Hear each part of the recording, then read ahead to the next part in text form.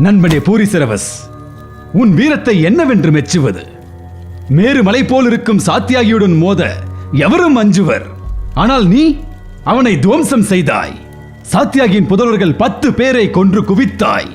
இது பாண்டவர்களுக்கு தக்கதோர் பாடமாக இருக்கும்.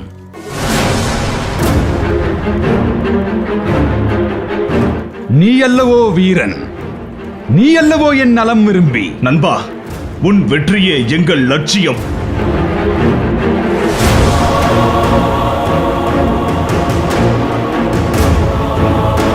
மாமா சல்லியரே, நீங்கள் என் எதிரிகளின் தாய்மாமன். ஆயினும் கொடுத்த வாக்கிற்காக வஞ்சனை இல்லாமல் என் வெற்றிக்காக உழைக்கிறீர்கள். ஒரே நாளில் 10 மன்னர்களை வென்று என் வெற்றிக்கு வழிவகுத்திருக்கிறீர்கள்.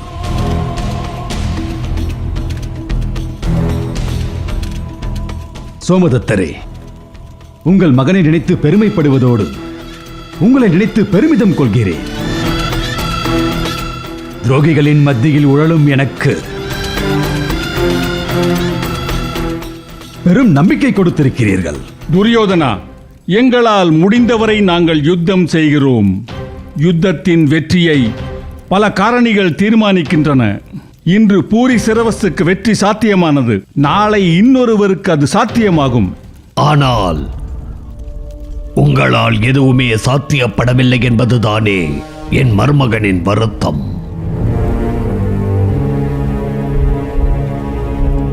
தாத்தா, விசுவாசம் என்ன என்பதை நண்பன் பூரிசிரவஸிடம் இருந்தும் மாமன்னர் சோமதத்தரிடம் இருந்தும் மாமா சல்லியரிடம் இருந்தும் தெரிந்து கொள்ளுங்கள்.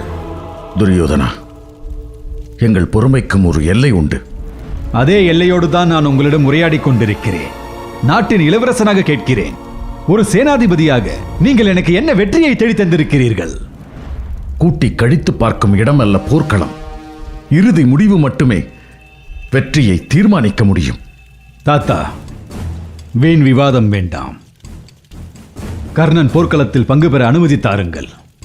இந்த உபாயம் மட்டும் நீங்கள் எனக்கு செய்து தந்தால் போதும். அப்படியானால் நீ என்னை சேனாதிபதி பதவியிலிருந்து நீக்கிவிட்டு தாராளமாக உன் நண்பன் கர்ணனை அழைத்து வந்து யுத்தம் செய். மருமகனே, பீஷ்மர் தளபதியாக இருப்பது நமக்கு மிக முக்கியம். ஆகவே பொறுமையாக இரு.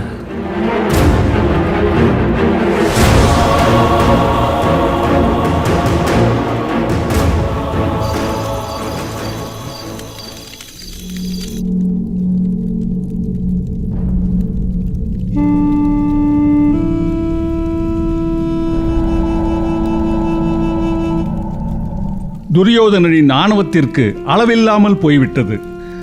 சற்று நேரத்தில் என்னவெல்லாம் பேசிவிட்டான்.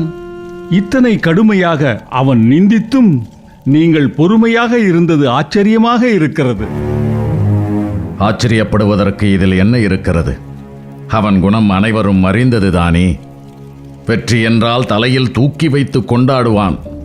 தோல்வி என்றால் கீழே போட்டு பானையைப் போல் உடைத்து விடுவான். இதைத்தான் நான் முன்பே கூறியிருக்கிறேனே.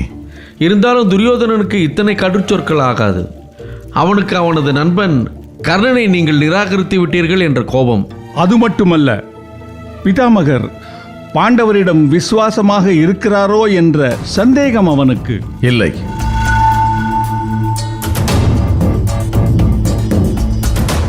நிச்சயமாக இல்லை.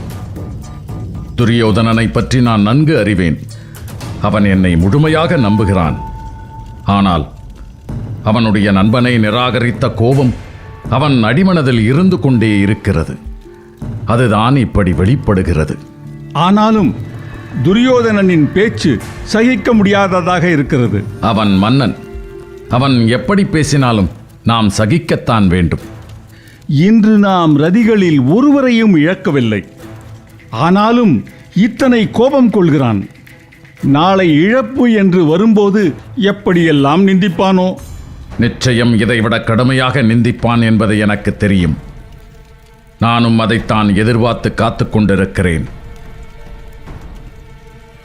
துரியோதனனுக்கு அச்சம் வந்துவிட்டது. அச்சமா? யார் மீது? அர்ஜுனன் மீது. இன்று அர்ஜுனன் களமிறங்கி யுத்தம் செய்த காட்சியைக் கண்டு துரியோதனன் மிரண்டு போயிருக்கிறான். அந்த அச்சம் அவனை ஆட்டிப்படைக்க தொடங்கிவிட்டது. அந்த அச்சம்தான் இன்று என் மீது கோபமாக வெளிப்பட்டு இருக்கிறது. துரியோதனன் பயம் அறியாதவனாயிற்றே. இல்லை, இன்று துரியோதனன் கண்களில் மரண பயத்தை பார்த்தேன்.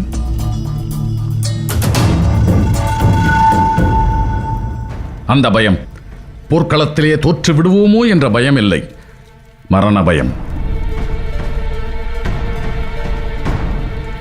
அர்ஜுனன் போர்க்களத்திலே காட்டிய பராக்கிரமம் துரியோதனனுக்கு மரண பயத்தை ஏற்படுத்தி இருக்கிறது. துரியோதனன் நிகரற்ற வீரனாயிற்றே. இன்றளவும் அவனுடன் யுத்தம் செய்ய தகுதியுடைய ஒரே நபர் பீமன் தான். அப்படி இருக்க இப்படி ஒரு பயம் அவனுக்கு எப்படி ஏற்பட்டது? அவனுடைய ஆணவத்தினால்தான். ஆணவம் கொண்டவன் பயத்தை அடைகிறான். அவனுக்கு தான் என்ற அகந்தை, அழிந்து விடுவோமோ என்ற பயம். அகந்தை கொண்டவனுக்கு நான் என்பதே இலக்கு. அந்த நான் என்பது தலைக்கு ஏறும் பொழுது அச்சம் உண்டாகும். அதுதான் துரியோதனன் விஷயத்திலும் நடந்திருக்கிறது. அது மட்டுமல்ல, உண்மையான வீரனைக் கண்டால் எவருக்கும் அப்படிப்பட்ட ஒரு பயம் ஏற்படத்தான் செய்யும். அதுதான் துரியோதனனுக்கும் நடந்தது. ஆனாலும் துரியோதனன் கடுஞ்சொற்களை தவிர்ப்பது நல்லது. அவன் மன்னன். அவன் வாக்கு மக்களுக்கு மட்டுமல்ல, நமக்கும் வேத வாக்கு.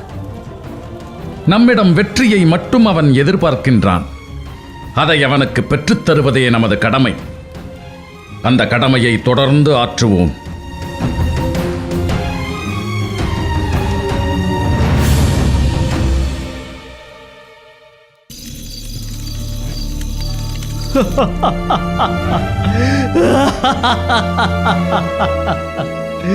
ஐயோ,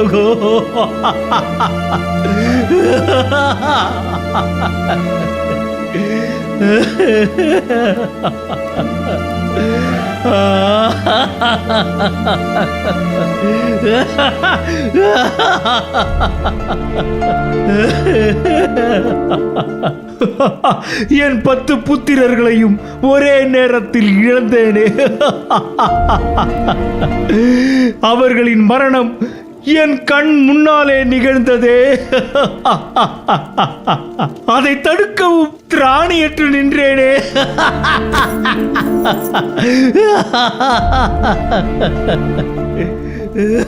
சாத்தியாகி, யுத்தத்தில் மரணம் சாத்தியம் என்பதை அறிந்துதானே உன் புதல்வர்களை யுத்தகளம் காண அழைத்து வந்தாய்? எனில் இந்த துன்பத்தை நீ பொறுத்துக் கொள்ளத்தான் வேண்டும். அழவேண்டாம் சாத்தியாகி. நீ மாவீரன் அல்லவா? உன்னை காக்கத்தான் உன் புதல்வர்கள் தன் உயிரையே துறந்திருக்கிறார்கள். உன் புத்திரர்கள் வீர சொர்க்கம் அடைவார்கள்.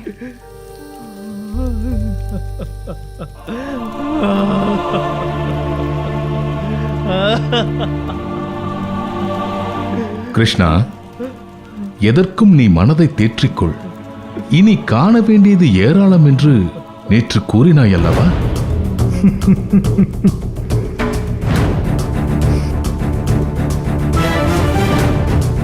அண்ணா, சாத்தியாகி தங்களின் தேரோட்டி அல்லவா? அவருடைய புத்திரர்களை தாங்கள் ஏன் காக்கவில்லை? குருக்ஷேத்திர யுத்தம் என்பது சாத்தியாகியின் புத்திரர்களை காப்பது மட்டுமல்லவே.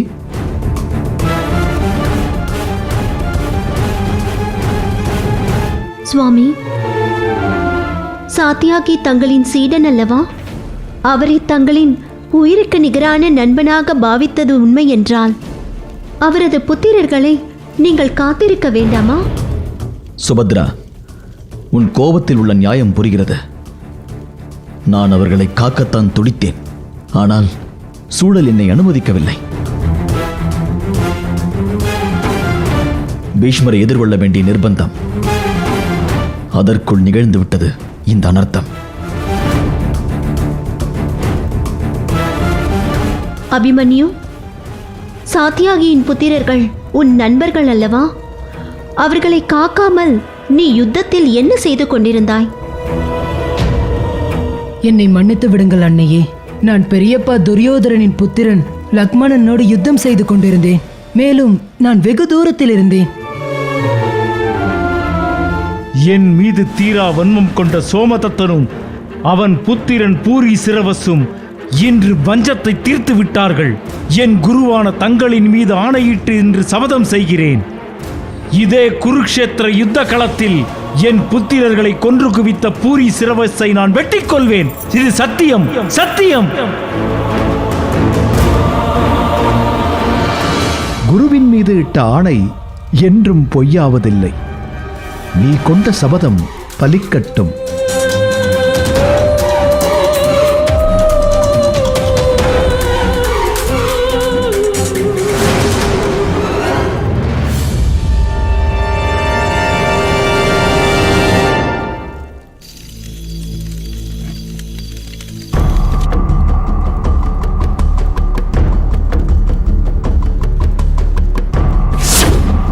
நாளை போர்க்களத்திற்கு கர்ணனை அழைக்க விரும்புகிறேன். அதற்கு தாங்கள் அனுமதி தர வேண்டும். அது நான் உயிரோடு இருக்கும் வரை நடக்காது. தாத்தா, துரியோதனா, எனக்கு சொல்லும் செயலும் ஒன்றுதான். அது என்றும் பிறழாது.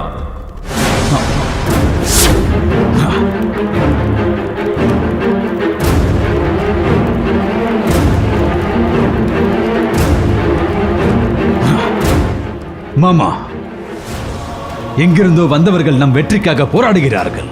ஆனால் நாம் இட்ட உணவை உண்டு உறங்கி சுகம் கொண்டவர்கள் நமக்கு துரோகம் இழைக்கிறார்களே. துரியோதனா, உனக்கு எதிலுமே அவசரம்தான். ஆமண்ணா, நாம் அப்படி கூறிவிட முடியாது. நம் தாத்தா பிதாமகர் நேற்றும் இன்றும் பாண்டவ சேனைக்கு ஏற்படுத்திய சேதம் கொஞ்ச நஞ்சமல்ல. அது மட்டுமல்ல, நேற்று மட்டும் கிருபர் அபிமன்யுவை தடுக்காமல் இருந்திருந்தால் நம் படைகள் முழுவதையும் அழித்துளித்திருப்பான். ஆனாலும் என்ன பயன்? பிதாமகரால் நம் சகோதரர்களை காக்க முடியவில்லையே. சாத்தியாகியின் புதல்வர்கள் 10 பேரை கொன்று பழித்திருக்கிறான் பூரி சிரவஸ். அவனுக்கு இருக்கும் கோபம் நம் குல பெரியவர்களுக்கு இல்லையே. மாமா, இப்படி செய்தால் என்ன? எப்படி? பிதாமகரை சேனாதி பொறுப்பில் இருந்து விடுவித்து விட்டு கர்ணனை யுத்த களத்திற்கு அழைத்து வந்தால் என்ன? பலே பலே, அற்புதமான யோசனை.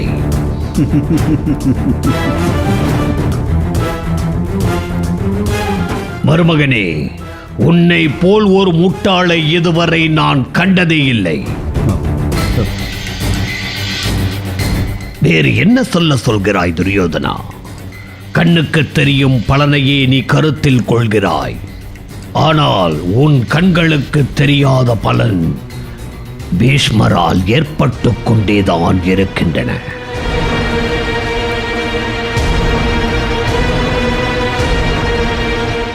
பீஷ்மர் ஒருவரால் மட்டுமே கடல் போல் விரிந்திருக்கின்ற கௌரவ சேனையை கட்டுக்குள் வைத்திருக்க முடியும். அது மட்டுமல்ல, பீஷ்மர் ஒருவரோடு போரிடவே பாண்டவர்களின் சக்தி முழுவதும் விரயமாகிக் கொண்டிருப்பது மறுக்க முடியாத உண்மை.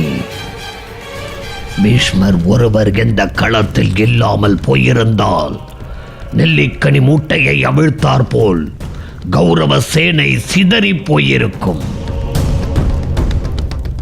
இப்பெரும் கௌரவ சேனை இன்று உனக்கு ஆதரவாக களத்தில் நிற்கிறது என்றால் அதற்கு காரணம் பீஷ்ம பிதாமகர் எனும் மாமனிதரால் மட்டுமே என்பதை நினைவில் வைத்துக்கொள். இருந்தும் பீஷ்மாச்சாரியார் பாண்டவர்களை கொல்ல மாட்டேன் என்று உறுதியாக இருக்கிறாரே.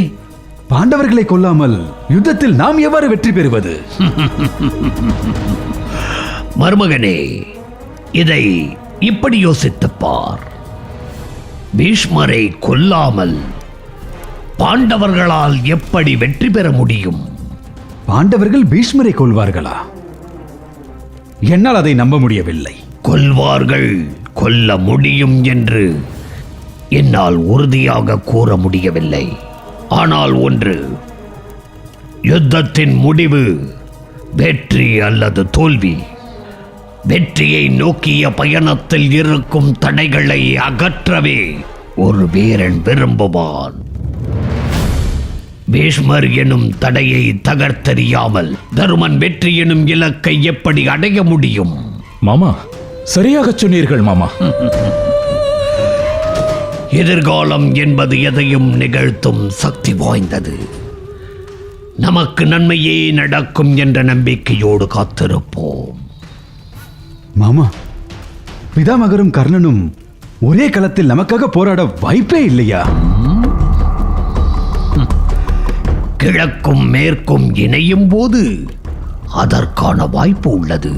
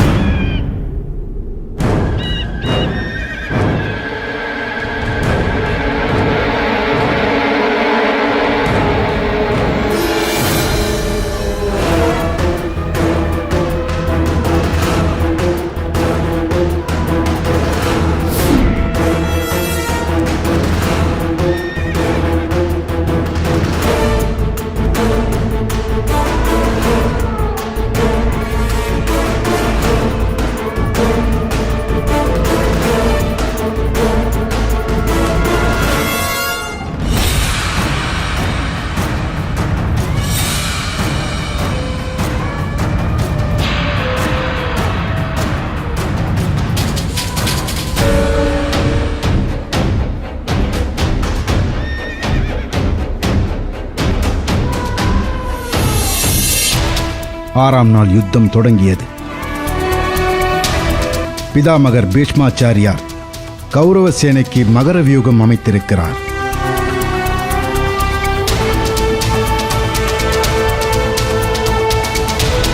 எதிர் திசையில் பாண்டவ சேனையின் தளபதி திருஷ்டத்யும்னன் கிரௌஞ்ச வியூகத்தை அமைத்திருக்கிறார்.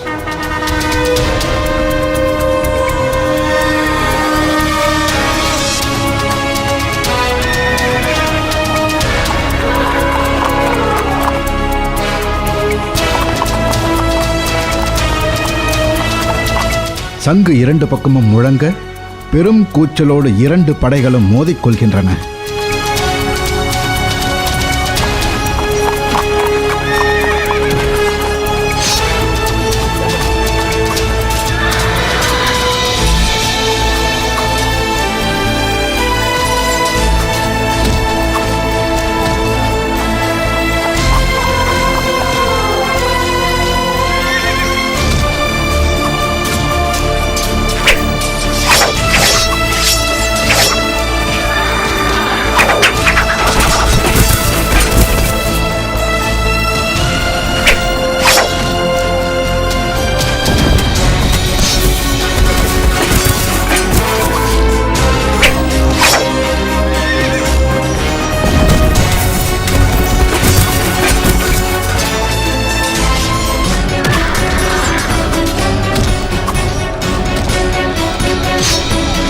ஒரு பக்கம் தருமரும் சகுனியும் கடுமையாக சண்டையிடுகிறார்கள்.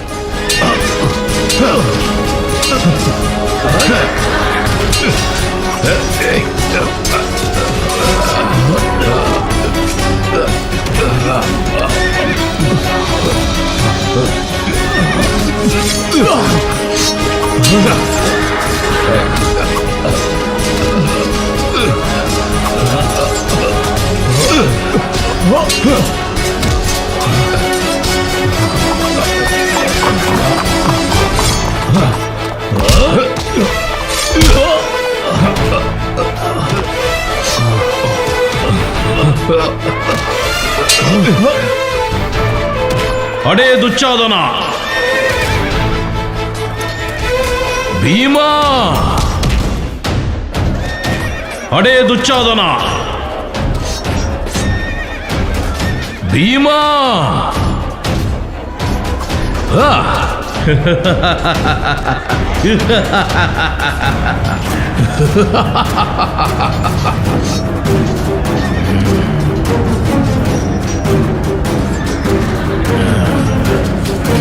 அடே துச்சாதனா, அன்று உன் தம்பிகள் 8 பேர் தன் உயிரை கொடுத்து உன்னை காப்பாற்றினார்கள். ஆனால் இன்று நீ தொலைந்தாயடா. அதற்கு வஞ்சம் தீர்க்கத்தான் நான் இன்று வந்திருக்கிறேன். உன் தலையை என் கதையால் பிளக்கிறேன் பார். திரௌபதியின் துகிலை உரித்த உன் கரங்களை பீத்தெறியும் தருணம் வந்துவிட்டது. உன் நெஞ்சை பிளந்து உன் செங்குருதியை குடிக்க என் நாக்கு துடிக்கிறது.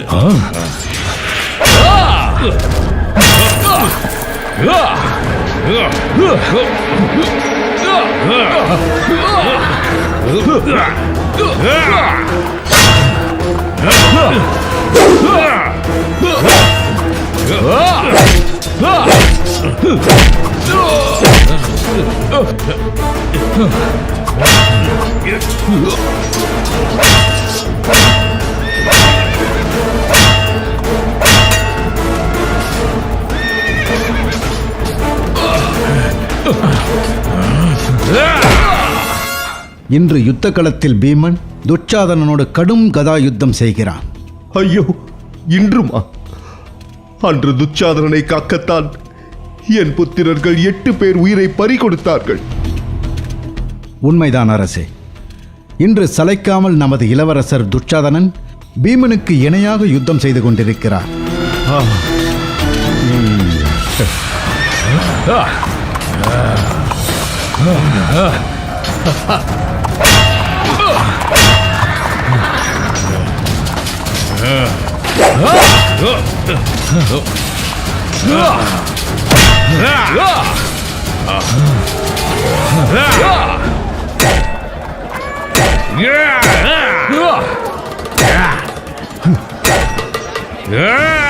அடே பீமா,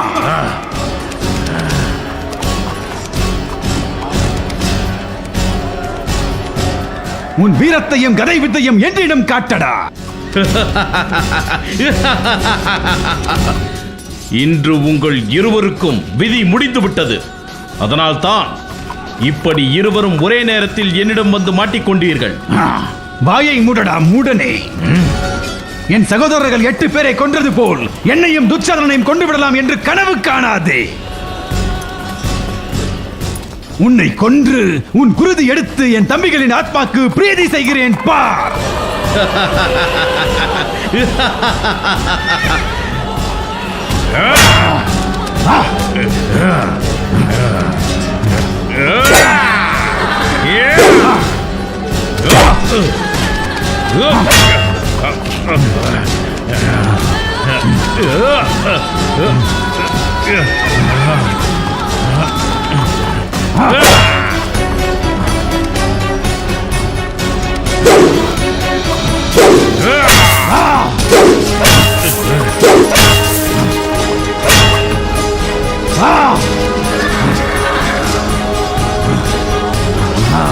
துரியோதனா, ஆக்ரோஷமான யுத்தம் வேண்டாம். ஆச்சாரியாரே, என்னை தடுக்காதீர்கள். இவனுக்கு இத்தோடு ஒரு முடிவை கட்டி விடுகிறேன். பீமா, வேண்டாம், நிறுத்து யுத்தத்தை.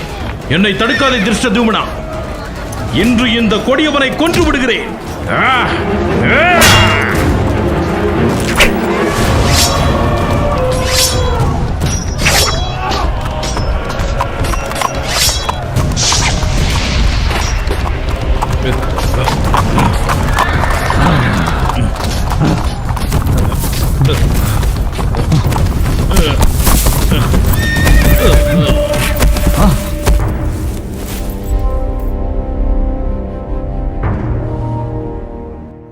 பீமசேனனும் இளவரசர் துரியோதனனும் யுத்தம் செய்வதைக் கண்டு குருஷேத்திர களமே நடுங்கியது. திருஷ்டத்யும்னன் மோகாஸ்திரத்தை எய்து அனைவரையும் மயக்கமடைய செய்து நடக்கவிருந்த விபரீதத்தை தடுத்து விட்டார். இப்போதுதான் சென்ற உயிர் மீண்டது போல் உள்ளது சஞ்சயா. இன்று யுத்தத்தின் நிலை என்ன?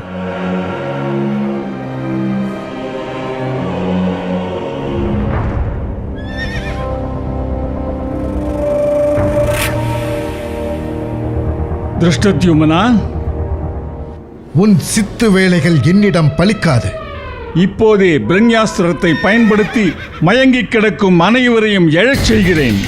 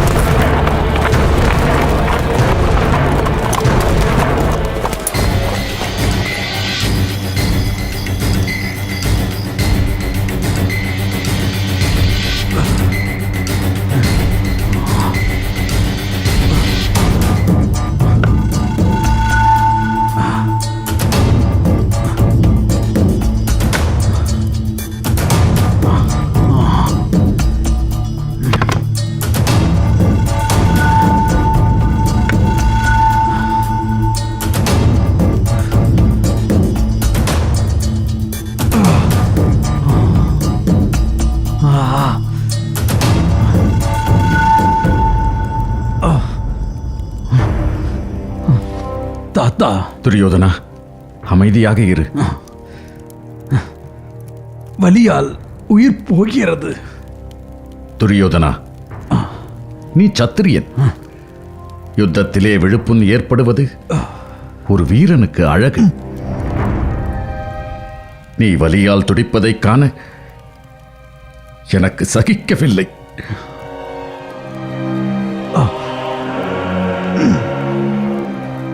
தாத்தா, ம்? உங்களுக்கு என் மீது இத்தனை பாசமா? மற்றவரை காட்டிலும் என் தோளிலும் மார்பிலும் உன்னை தானடா தூக்கி சுமந்திருக்கிறேன். உனக்கும் எனக்கும் 1000 கருத்து வேறுபாடுகள் இருக்கலாம். ஆனால் என் பாசத்திற்குரியவன் நீதான்.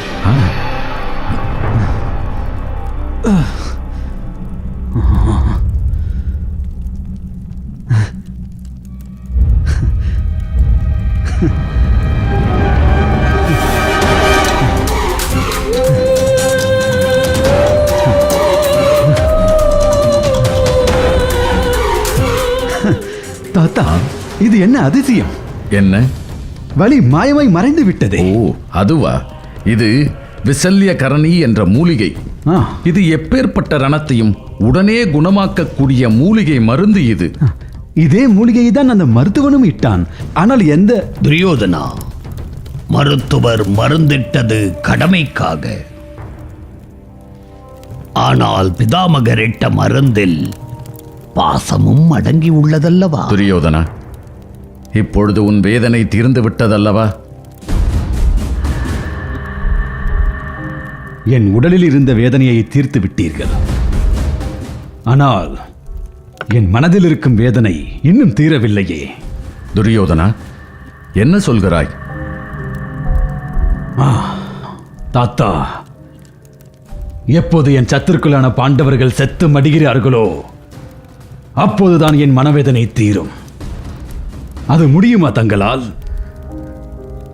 துரியோதனா, பல முறை நான் உன்னிடம் கூறியிருக்கிறேன். பாண்டவர்களும் உன்னைப் போல் எனக்கு பேரன்களே. அவர்களை ஒரு காலம் என்னால் கொல்ல முடியாது.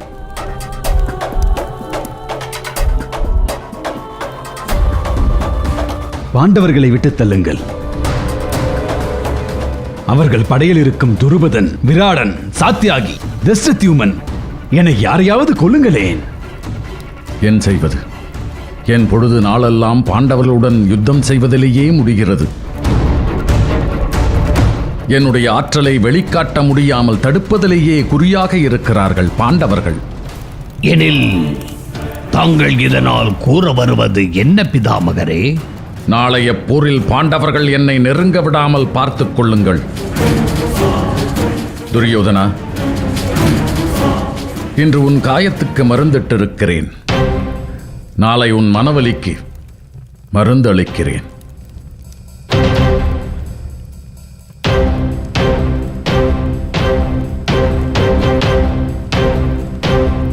மாமா, தாத்தா பீஷ்மாச்சாரியார் அவர்களை புரிந்து கொள்ளவே முடியவில்லையே. ஒரு பக்கம் கருத்துக்களுக்கு முரண்பட்டு கடுமையாக கடித்துக் கொள்கிறார், இன்னொரு பக்கம் காயத்திற்கு மருந்திட்டு அன்பை பொழிகிறார். துரியோதனா, இரத்த பந்தம் வேறு, அரசியல் வேறு. காயத்திற்கு மருந்திட்டது இரத்த பந்தம், பாண்டவர்களை கொல்வதில்லை என்பது அரசியல். இதில் உன் தாத்தா தெளிவாக இருக்கிறார். இதில் தெளிவடைய வேண்டியது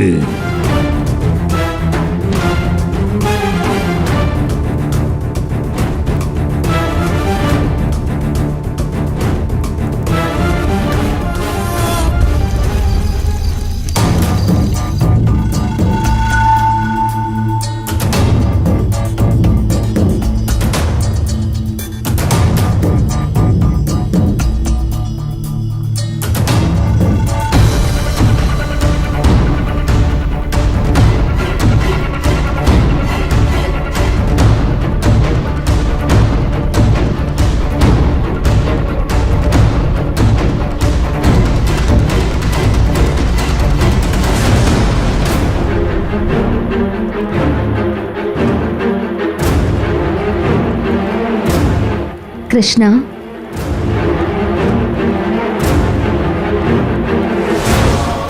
முடிவற்ற ஆகாயம் போல் நீண்டு கொண்டே இருக்கிறது இந்த குருச்சேத்திர யுத்தம்.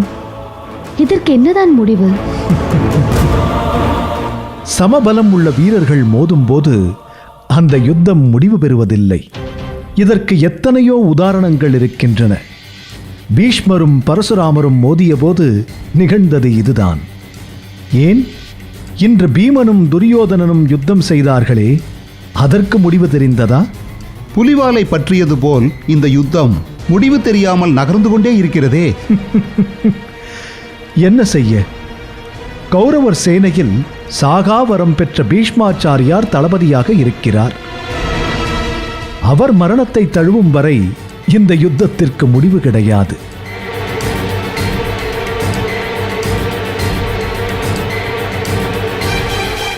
பீஷ்மாச்சாரியரின் பிரம்மச்சரிய விரதம் களையும் வரை அவரை வீழ்த்தவும் முடியாது. என்ன கூறுகிறாய் கிருஷ்ணா? பீஷ்மரின் பிரம்மச்சரிய விரதம் கலையுமா? அது எப்படி சாத்தியம்? சாத்தியம் என்று யார் சொன்னது? களையும் வரை போரை நிறுத்த முடியாதென்றல்லவா கூறினேன். என்ன குழப்புகிறாய் கிருஷ்ணா? நான் குழப்பவில்லை, நீங்கள்தான் குழப்பத்தில் இருக்கிறீர்கள்.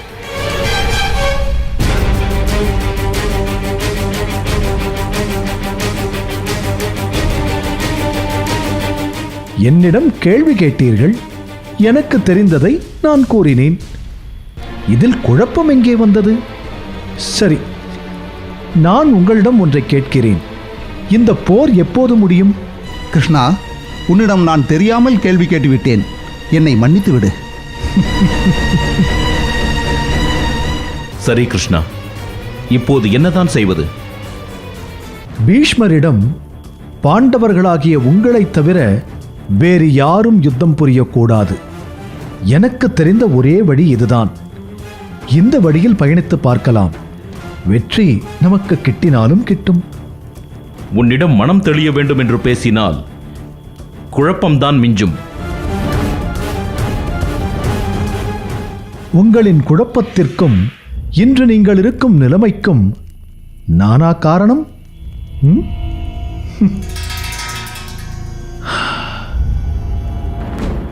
நீங்கள்தானே?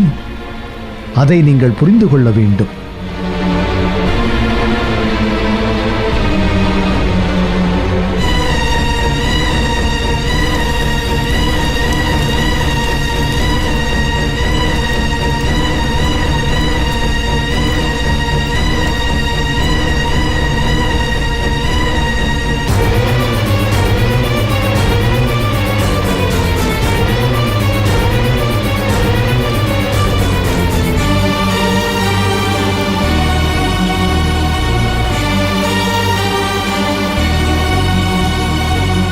மாமா, அர்ஜுனன் எப்போது பார்த்தாலும் தாத்தா பீஷ்மாச்சாரியாரோடு யுத்தம் செய்து கொண்டிருக்கிறான். இதன் நோக்கம் என்னவாக இருக்கும்? மருமகனே, இது சிறு குழந்தைக்கு கூட தெரியும். பீஷ்மரை அர்ஜுனன் கட்டுப்படுத்தாவிட்டால் அவர் பாண்டவ சேனைகளை அழித்தொழித்து விடுவார். மாமா, பாண்டவர்களை பீஷ்மர் பக்கம் வராமல் தடுப்பதற்கு ஏதேனும் மார்க்கம் உண்டா?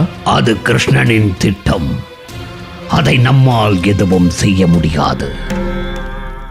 ஆனால் ஒன்று, கிருஷ்ணனின் திட்டமும் ஒரு வகையில் நமக்கு நன்மையே.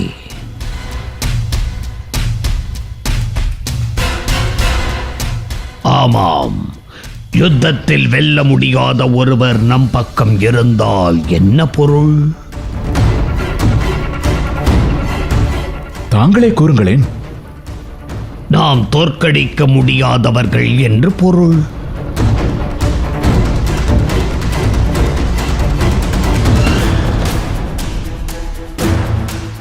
தாங்கள் கூறுவது சரிதான். துரியோதனா, நாம் வெற்றி அடைந்தவர்களாக இல்லாவிட்டாலும் தோற்கடிக்க முடியாதவர்களாக இருக்கிறோம் என்பதை எண்ணி மகிழ்ந்து கொள் துரியோதனா. இந்த யுத்தத்தில் வெற்றி பெற வேண்டும் என்ற நிர்பந்தம் நமக்கு கிடையாது. ஏனென்றால் ராஜ்யம் இதுவரை நம்பசமே இருக்கிறது.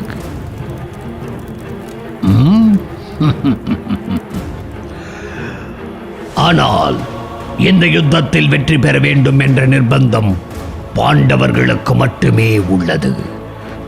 ஆகவே வெற்றியை குறித்து அவர்கள் கவலைப்பட்டுக் கொண்டிருக்கட்டும். எனில் நாம் தற்போது ஏதும் செய்ய வேண்டாம் என்று கூறுகிறீர்களா?